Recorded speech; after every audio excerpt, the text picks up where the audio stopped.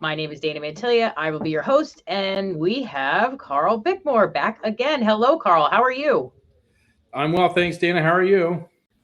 Well, I'm excited to talk about application control. Look, this is something that's actually been around for a while. You just don't historically see it often in the small business or the local manufacturer option. This is something, for instance, that's been in place at the enterprise level in banking systems and other federal government systems for a while. I think the fundamental thing that's changed in my mind is this now has, with some new vendors that have come on scene, become much more approachable. And this is really exciting stuff because application control fundamentally changes the default nature of how a computer operates. By default, a computer executes any request that's asked to do. So it says, open this file, run this program, install this tool. And you can put permissions to try to restrict that and whatnot, but the default mode of operation of most protection services, like an antivirus or an endpoint protection, is to, by default, let everything run, but watch what tries to run and try to stop it if it's a bad thing. Application control fundamentally flips that on its head and says, by default, nothing is allowed to execute except what is expressly permitted. And so that's just a very different approach to the protection of your environment. And that's, in my mind, so much more capable of stopping something that's never been seen before, or a hidden attack that's finding its way in through all the various ways that they can.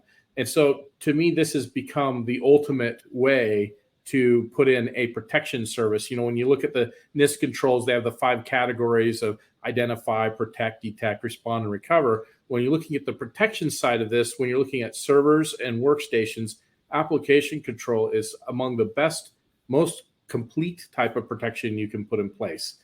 Just by the nature of the way that it changes the default operating point of view, where nothing runs except what's permitted, as opposed to everything running and only bad things blocked, hopefully.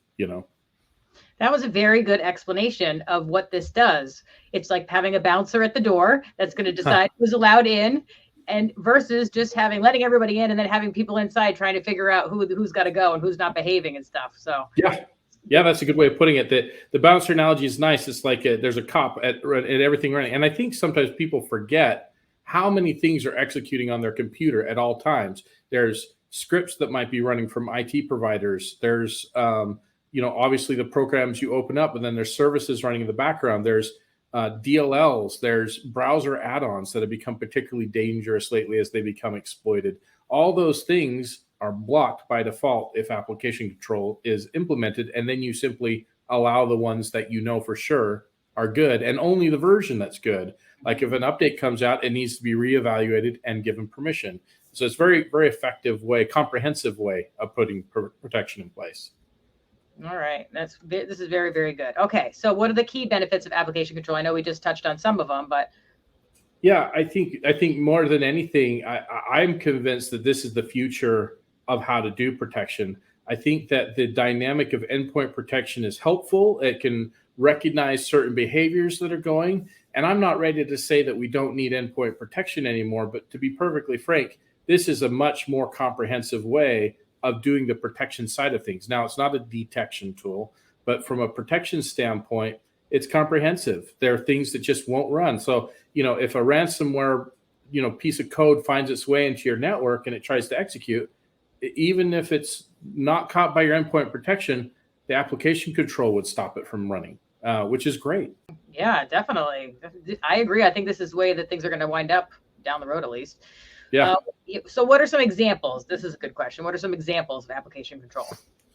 Well, so application control can be pretty comprehensive. And like I said, there's some new vendors in the space now that we're pretty excited about to be able to provide to our clients and to provide management around. But ultimately, the biggest thing is you need to create policies and profiles for your customers to know which things are allowed and which things are not. And so it's about choosing what programs can run, what scripts can run.